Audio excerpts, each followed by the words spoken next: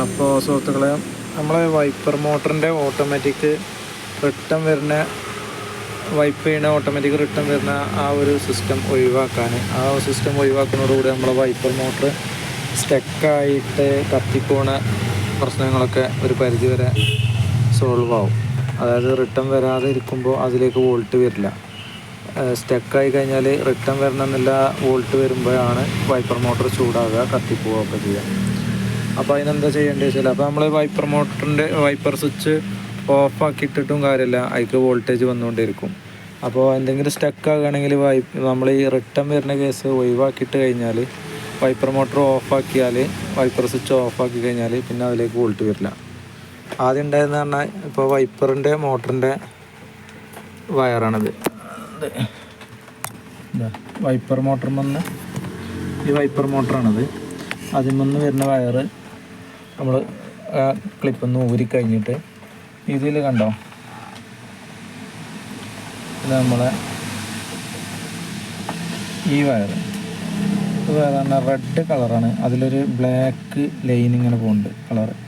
ഇപ്പോൾ അതല്ലെങ്കിൽ ഇങ്ങനെ നോക്കിയാൽ മതി. ഇപ്പോൾ ഈ കുളത്ത് വരുന്ന ഈ ക്ലിപ്പ് ലോക്കാണ്, ഈ ലോക്ക് വരുന്ന അവിടുന്ന് ഇടത്തെ ഭാഗത്തെ ഫസ്റ്റ് വയർ. ആകെ 4 വയറല്ലേ, ഒരു ബ്ലാക്ക്, ഒരു ബ്ലൂ, ഒരു റെഡ്, പിന്നെ ഒരു റെഡിൽ ബ്ലാക്ക് ലൈൻ വയർ. അപ്പോൾ ഇതാണ് ഒഴിവാക്കേണ്ടത്.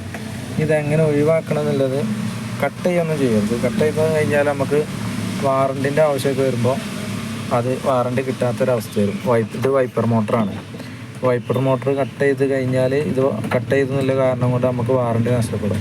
അപ്പോൾ നമ്മൾ ചെയ്യേണ്ടത് എന്താണെന്ന് വെച്ചാൽ, ഇതുപോലെ ഇതിലൊരു കമ്പിയോ അല്ലെങ്കിൽ ഒരു ഇതുപോലത്തെ സ്ക്രൂ ഡ്രൈവർ ഉണ്ടെങ്കിൽ അത്, അല്ലെങ്കിൽ ഇതിൻ്റെ അനുസരിച്ചുള്ളൊരു കമ്പിയോ അല്ലെങ്കിൽ നമ്മൾ എയർ ബാൻഡ് പിന്നോ അങ്ങനെ എന്തെങ്കിലുമൊക്കെ ഈ ഒരു ഷാർപ്പിലല്ലേ വെക്കുക.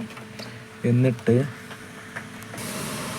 നമ്മൾ ഇതിൻ്റെ ഒഴിവാക്കേണ്ട വയറിൻ്റെ ആ ഫ്രണ്ടിൽ വരുന്ന ക്ലിപ്പ് ഉണ്ടല്ലോ, ആ ക്ലിപ്പിൻ്റെ ഉള്ളിലേക്ക് കറക്റ്റായിട്ട് ചെയ്ത് കൊടുക്കണം.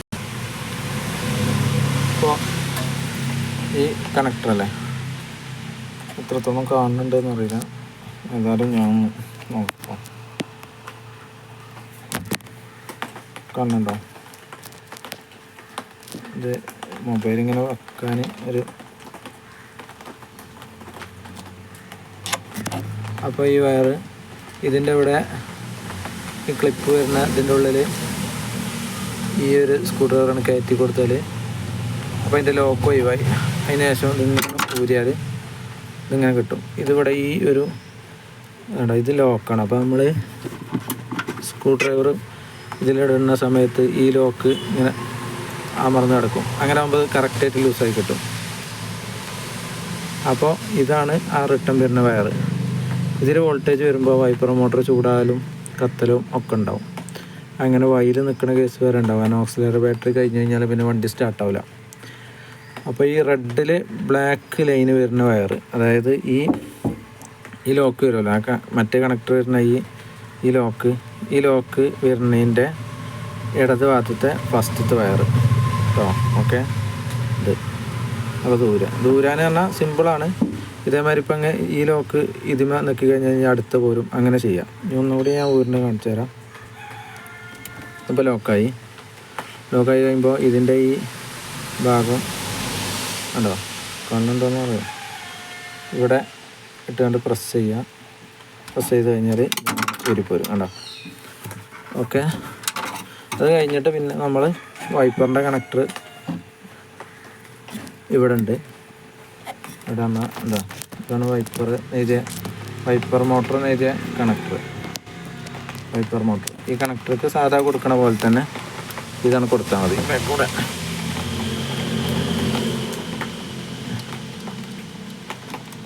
ഓക്കെ. അപ്പോൾ വൈപ്പർ മോട്ടർ ഓട്ടോമാറ്റിക് റിട്ടേൺ വരുന്ന കേസ് അതിന് ഒഴിവായി കിട്ടും. അപ്പോൾ നമുക്ക് ഒരുപാട് ഗുണങ്ങളാണ്. ചെറിയൊരു ദോഷം മാത്രമേ ഉള്ളൂ, നമ്മൾ വൈപ്പർ ഇടുന്ന സമയത്ത് റിട്ടേൺ വരാത്തതുകൊണ്ട് നമ്മൾ എവിടെയാണ് വൈപ്പർ ഓഫ് ആക്കുന്നത് അവിടെ ആ ബ്ലേഡ് നിൽക്കുന്നുള്ളത്. അത് നമ്മളൊന്ന് പരിശീലിച്ച് കഴിഞ്ഞാൽ റിട്ടേൺ വരുന്ന സമയത്ത് തന്നെ ഓൺ ഓഫാക്കി കഴിഞ്ഞാൽ നമുക്ക് ഏത് പൊസിഷനിലാണ് എത്തേണ്ടത് വെച്ചാൽ അതിനനുസരിച്ച് ഓഫാക്കലും ശീലിച്ച് കഴിഞ്ഞാൽ അത് മാറിക്കിട്ടും. അത് പിന്നെ ഈ വയർ ഒഴിവാക്കി കിട്ടിയാൽ ഒരുപാട് ഗുണങ്ങളാണ് ചെയ്യുക. ഓക്കെ.